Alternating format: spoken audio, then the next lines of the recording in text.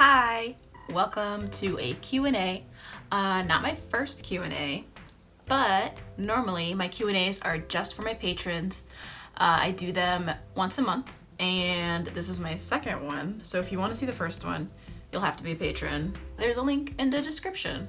Anyways, if you're new, hi, I'm Ave, and I'm going to be answering some questions that my patrons asked. Ta-da! First question. What is the best character build that I ever made? Or describe the best character build. Okay. Dungeons and Dragons. I have 3 characters that I've played so far and that I've created. I have some other concepts on the back burner in case I need another character or start a different campaign. But, wait, no, that's a lie. I actually made 5 characters, all of which I really like. But my strongest character in terms of story and playability and feels the most cohesive, Jade Flipwood. She's a gnome ranger with Chai, a black panther. She's her companion, and I love her. She's really cool. Forest gnome, so she's magical, plays little tricks every now and then, but she's super blunt. And I gave her the backstory of having a family, and they were the mercenaries of their little town village. And when they were raided by goblins and orcs, her twin brother got kidnapped / killed. So that's why she became a drunk and decided to go off on her own to clear her mind and, build up some better mercenary skills with, adventuring and stuff.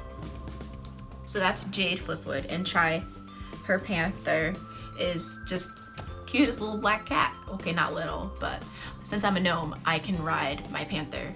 Totally comes in handy. She has a horde breaker bow. It's so cool. But yeah, so that's my most cohesive character that has backstory. I can be very blunt, so it's really easy to play her.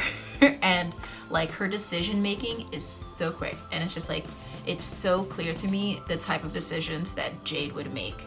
And I love playing her. And I haven't played that campaign in almost a year because of quarantine. Not quite, but still, I miss playing her. Oh, let me show you the dice I have for her. Because all of my characters that I've played, other than the ones in one-shots, they all get dice. Gemstone dice, because I'm that type of person. So this is the bag of dice that I use for Jade because she is tiny gnome.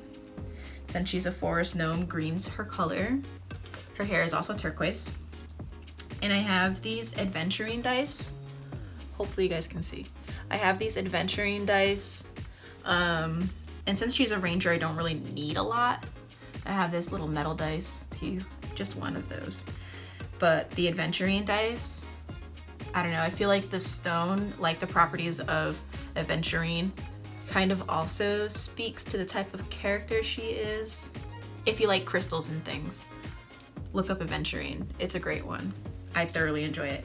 And I feel like that's her outlook in life. Cool. Okay, enough of that. Oh, I love these dice. Next question. Did I play any sports growing up? If so, how far did I go? So, 3rd grade, I started playing basketball. My mom signed me up and didn't tell me that she signed me up. I found out by picking up the phone. Granted, okay, mind you, this is the 90's, right? So no one had there were no cell phones or anything like that. So the coach calls the house, I pick it up, hello, and then he's like, "Hi, is your mom there?" "No, this is her daughter. Can I help you?" 8-year-old Ave. I was like, "Oh, hi, I'm your new coach." And I'm like, "Coach for what?" And that's how I found out that I was going to be playing basketball. And I actually ended up playing basketball up until high school. I only played my freshman year of high school, and then I stopped playing because I was more interested in doing high school band and stuff. And I also tried volleyball that year. I didn't really like it that much. But I was like on the travel team because I was pretty good at it. I was actually kind of a big jock in middle school. But I was on the travel team and the regional league and the school league. So I was on 3 different teams for middle school / first year of high school. I was in 2 teams because I was still on the travel team. So basketball was the only sport I played. What was my favorite subject in school? Science. So my mom was a chemist, and up until high school, again, I wanted to be a science teacher. Like, I loved Bill Nye the Science Guy, I loved Miss Frizzle, and I loved, in elementary school, one of the specials was science, which I don't think is common at all. But in the school that I was in, it was a magnet school, one of the specials was science, and I freaking loved that class. It was so much fun, and I loved experiments, and I loved reactions, and I loved like everything about that, except for writing about it. And then when I realized that like science, you always have to record things, I was just like, less interested. And then by high school was when I started getting more into art, and then it was like less interested in being a teacher, but I still really love science, and I think that's why ceramics is such a good fit, because there's still a lot of science involved in ceramics, especially when you're talking about like heat work or physics, like even just like understanding basic geometry and building shapes and how it can inform your art. All applicable. Oh, and then glaze chemistry. There's science involved in this art, and I like that. Not a lot of people do, but having that understanding in ceramics is super helpful in, I don't know, achieving the thing that you want to happen. The more you know, the more you can play. Next question. Oh, what was my least favorite subject? Okay, in high school, it was history. It was so boring. I hated it. And it was always the same themes taught over and over and over again. Like, why do we need to cover the same areas of Western Europe / America, and we have to learn it 5 different times, K through 12? Like, at least do from a different perspective or something. But by the time I was an art major, art history I actually really enjoyed, because you got to learn history through visual things, and it made a lot more sense in connection to people and how they lived their lives in those times. Next question. Advice for young people who want to go into art. My advice is don't get not underwhelmed. Frustrated? Is frustrated the word? Maybe, yeah. Don't get frustrated by the lack of skill that you need to build up. And what I mean by that is, I feel like your visual eye, in terms of what you perceive as good, is always ahead of your physical skills. So you might see something and want to draw that thing, and you want to draw that really well, but your hand skill hasn't caught up to what your eye sees yet. So you need to practice, and you need to train that hand, and it can get frustrating, but it's okay. Everyone goes through that. Also though, art is fun. And there's no pressure in any art. Make bad art, make ugly art. It feels good, and I promise you, like, you'll get better at it, and it just takes time, and it's okay to take your time with art. Next question. Who inspires me? So one of my first inspirations I'll just stick with like pottery. No? Okay. So for art, I'll talk about art. one of my first inspirations was Claude Monet. I really love his use of color and how vibrant things are, even though it's just a scene of like a pond or a haystack, and here's the sky. And he did like the same haystack painting 4 or 5 different times for different times of year, and he captured all of those colors, and it's so beautiful. So Claude Monet. I'll also say Yayoi Kusama, because I freaking love installation art and the fact that she surrounds her entire life with like polka dots or like these scenes that she makes. They're just so fanciful. And then as far as pottery goes, Sunshine Cobb, Ayumi Horie, those are like the 2 big ones for pottery. And in terms of what inspires my art, lots of different cartoons. But I figured I'd mention those somewhat familiar names, and then in pottery, they're big names, but outside of pottery, probably not. But those 2 women in pottery, and then Yayoi Kusama and Claude Monet are some of the artists that inspire me. Okay, next question is, what 3 wishes would I want? I don't know. Editing Ave here. I figured it out. My 3 wishes would be 1, bigger house in the same location with a full studio that's not in the basement, because I like to have windows and be able to enjoy sunlight while I work.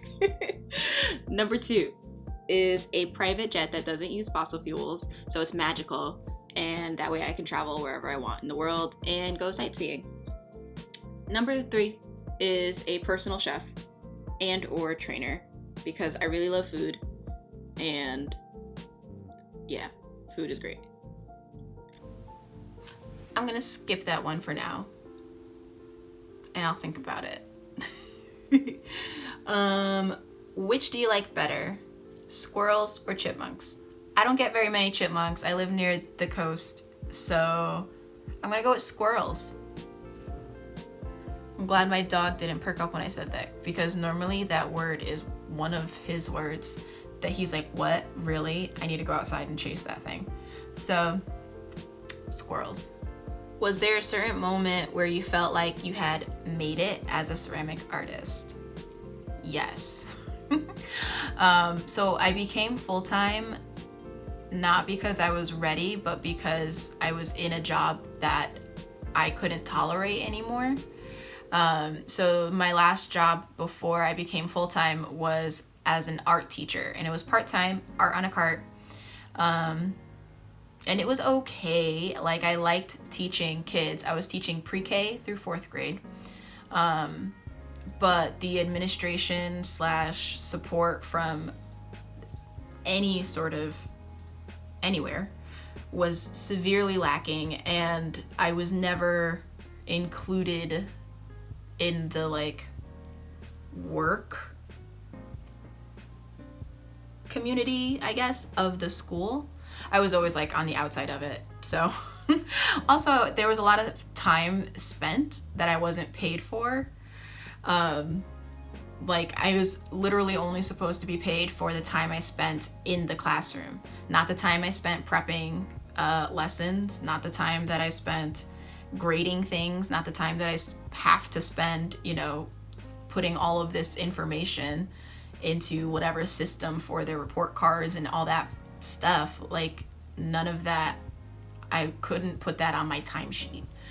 So after the year ended, I was just like, I'm not going back. But then they decided to lay off all the part-time employees anyways, with the intention of rehiring them. But they didn't say that. They just said, we're laying everyone off. So I was just like, well, good. I'm not coming back anyways. So it's fine. So after that job, it wasn't until, here it is, I made these mugs, this is why I kept one around, that I felt like, oh, I'm onto something. I can make a living doing pottery. It was these, and then the dice mugs were slowly gaining traction. And now I'm at the point where things sell out in 10 minutes, which is still a foreign concept for me to like deal with. But yeah, when I made these and people were excited to have a pre-order of these, and yeah, so I keep one for me, for myself. And I should make these again someday soon. There's a lot of things I want to make again. But yeah, so this was 2019 in June, because I remember I did this during Pride Month. And I was in New York for International Pride. So that was cool. Last question. What's my favorite type of food? Probably Indian, even though I only order the same thing every time. It's chicken tikka masala, medium hot. I like things spicy, but I want my taste buds to still be there. And it's just so delicious. But if I don't know, it's either that or Mexican food. I'm gonna stick with Indian, because I've had other Indian dishes and there isn't one that I don't like. And it can be very easily and deliciously vegetarian, which is something I'm thinking about doing. I was vegetarian for like a year, and I'm thinking about being vegetarian again. Okay, cool. Thank you so much for watching this Q&A. Hope you liked learning a little bit more about me. I know on this channel I have a lot of vlogs and things, but I don't know if you guys really get to know me and like things about my personality and stuff. So hopefully through these Q&As you get to learn more about me and what makes me tick, art stuff, you know. If you have any questions, like I said, I do monthly Q&As over on my Patreon. I might start doing some like spaced out throughout the year for next year, here on this channel for everyone. But yeah, okay, cool. Thank you so much for watching. Hope you have a wonderful weekend, week, day. Hope you stay safe. Bye.